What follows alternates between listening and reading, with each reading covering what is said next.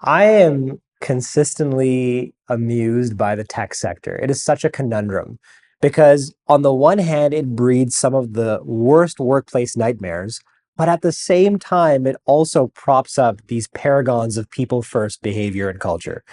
My gold standard for a case study happens to be Microsoft under two different regimes, under Steve Ballmer and under Satya Nadella. So there's a reason why you and I don't have a Microsoft phone, and it has to do with a gentleman by the name of Steve Ballmer. Now, I feel terrible talking shit about him. He's not here to defend himself. I actually hear he's quite a nice guy. But the truth is, under his tenure as Microsoft CEO, he fostered a culture of profits over everything, profits before people. And what that did is it disabled the organization's innovation capacity.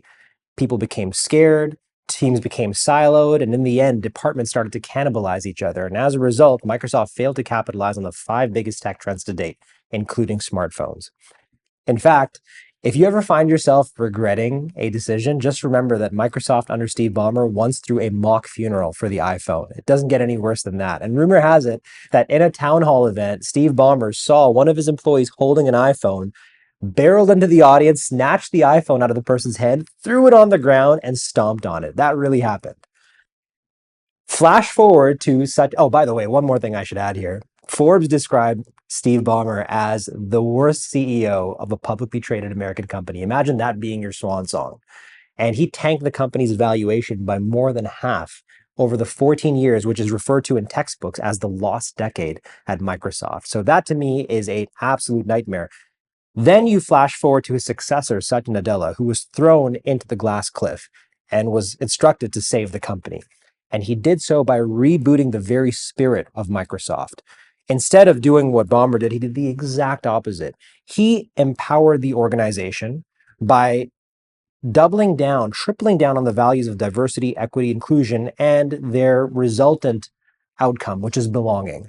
Ultimately, what we want in organizations is for people to feel like they belong, that they can meaningfully participate, that they have a seat at the table, that their voices matter. And now Nadella has been able to see change so far in advance because he doesn't rely on himself to do it anymore.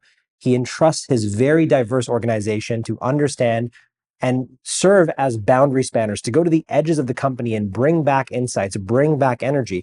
And now you take that Ballmer example of him running into the audience and snatching at the phone, and you contrast that with Nadella. I'll never forget this, standing up at a Microsoft meeting with an iPhone, showing Office 365 and Office on an iPhone. Truly revolutionary. This would have never happened in the earlier days of Microsoft, but it was happening. It has happened in real time.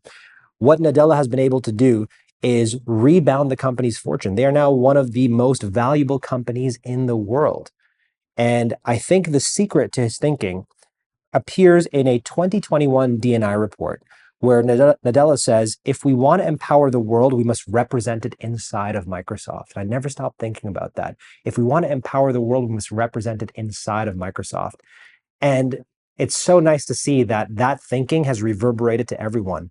Their chief human resources officer, Kathleen Hogan, their chief people officer, I think, has now actually replaced employee engagement with employee thriving. That's their top line metric.